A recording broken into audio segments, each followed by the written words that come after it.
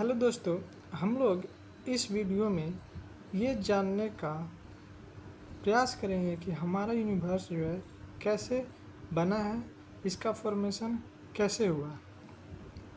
आप जो है किसी भी व्यक्ति से आप ये पूछिए कि हमारा यूनिवर्स कैसे बना है, तो वो मतलब उनका जवाब यही होता है। अक्सर आप देखेंगे कि सभी का जवाब एक ही जैसा होता है कि बिग बैंग से हुआ। हालांकि ये जवाब जो है गलत है। हाँ दोस्तों, इसका सही जवाब जो है हम इस वीडियो में समझेंगे और जानेंगे कि बिग बैंग है क्या। अकॉर्डिंग टू बिग बैंग, हमारा यूनिवर्स जो है एक बहुत ही इन्फिनाइटली डेंस ऑब्जेक्ट और इन्फिनाइटली हॉट मटेरियल से बना है। देखें तो 13.7 बिलियन ईयर पहले जो है एक बहुत ही बड़ा एक्सप्लोजन हुआ और उससे हमारा यूनिवर्स का फॉर्मेशन हुआ। ये हमारा बिग बैंग थ्योरी का स्टेटमेंट है। और उसके बाद रेडिएशन एरा और मैटर एरा आए।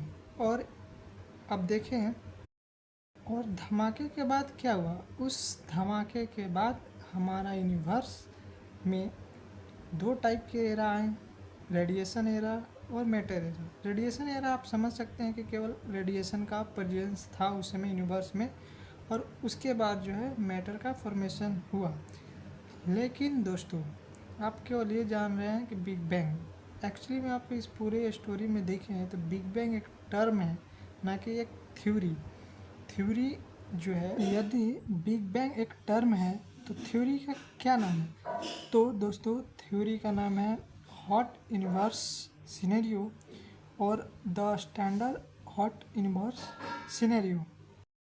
अब हम समझते हैं कि हमारा जो थ्योरी है, बिग बैंग थ्योरी या हॉट यूनिवर्स सिनेरियो थ्योरी, कहाँ पर ये फेल हो जाता है और कैसा हम न्यू थ्योरी की ओर बढ़े।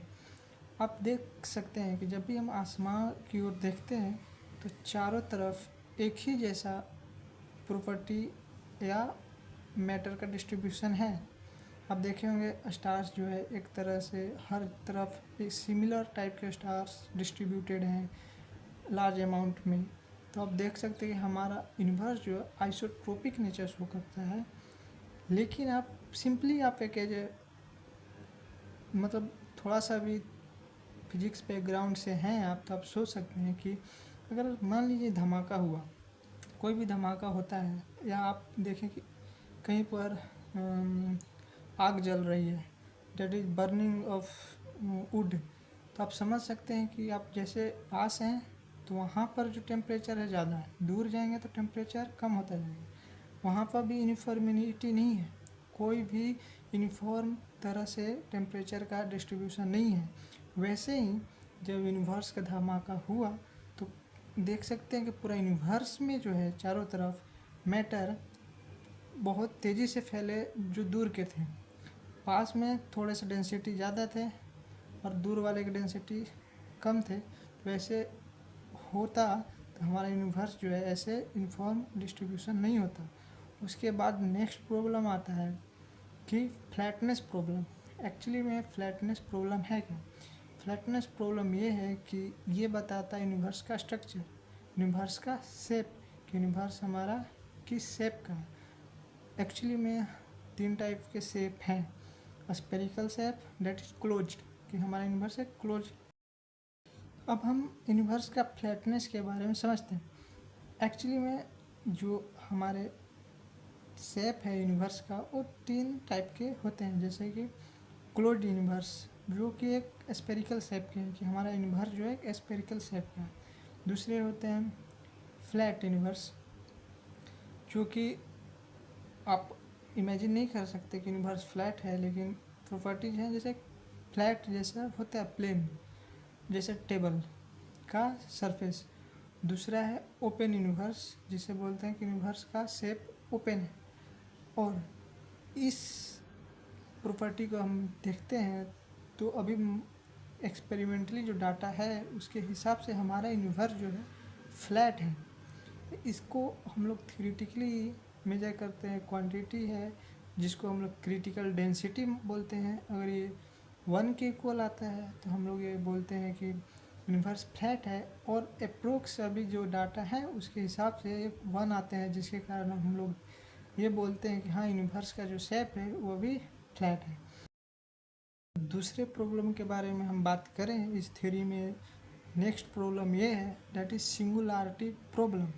आप देख सकते हैं कि कोई भी ऑब्जेक्ट इतना डेंस, अब इतना हाई टेम्परेचर पर कैसे है, और जब वो यूनिवर्स के बिगिनिंग से पहले था तो यूनिवर्स जो है ये आप सिंपल सा थॉट एक्सपेरिमेंट कर सकते हैं कि जब स्पेस टाइम नहीं थे तो जो इतना हाई इन्फिनाइट डेंस मटेरियल कहाँ पर प्रेजेंट थे, ये आप लोग नहीं, मतलब कोई भी ये इमेजिन नहीं कर सकता है।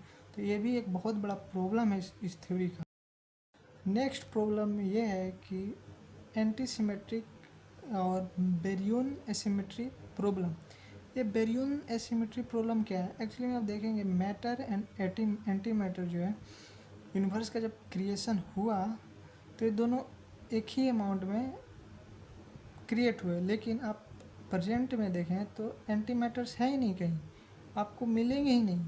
आप अगर होते हैं तो दोनों मैटर एंटी मैटर एक दूसरे से इंटरेक्ट करके एनर्जी क्रिएट करते और यूनिवर्स का ऐसा फॉर्मेशन नहीं होता। लेकिन जब वो उस समय क्रिएट हुए तो कहाँ गए, और अभी हम लोग उसको देख नहीं पाते, वो हम लोग फाइंड नहीं कर पाते।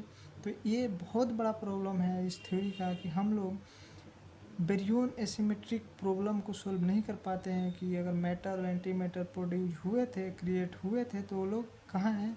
केवल मैटर को ही क्यों यहाँ पर इतना ह्यूज अमाउंट में मैटर ही क्यों प्रेजेंट है, एंटी मैटर सारे कहाँ पर गए। देख सकते हैं कि हमारा जो थ्योरी है बिग बैंग थ्योरी, जो कि एक्चुअली में ये बिग बैंग टर्म है ना कि थ्योरी, और ये hot inverse standard hot inverse scenario theory जो है ये बहुत सारे इसके लिमिटेशन है और ये फेल हो चुका है कम्प्लीटली। इस वीडियो में हम लोग ये समझ गए कि बहुत ही कम्प्लीटली फेल थ्योरी है। लेकिन इसके बाद कौन सा थ्योरी आया जो इसको रिवाइव किया और हमारा यूनिवर्स का बिगिनिंग को आगे जारी रखा और ये बताया कि हाँ हमारे यूनिवर्स का फॉर्मेशन इससे अच्छे एक्सप्लेनेशन कैसे दिए। तो हम ये लेक्चर ही मतलब उसका डिटेलिंग अगले में देखेंगे कि इसके बाद कौन सा थ्योरी आए जो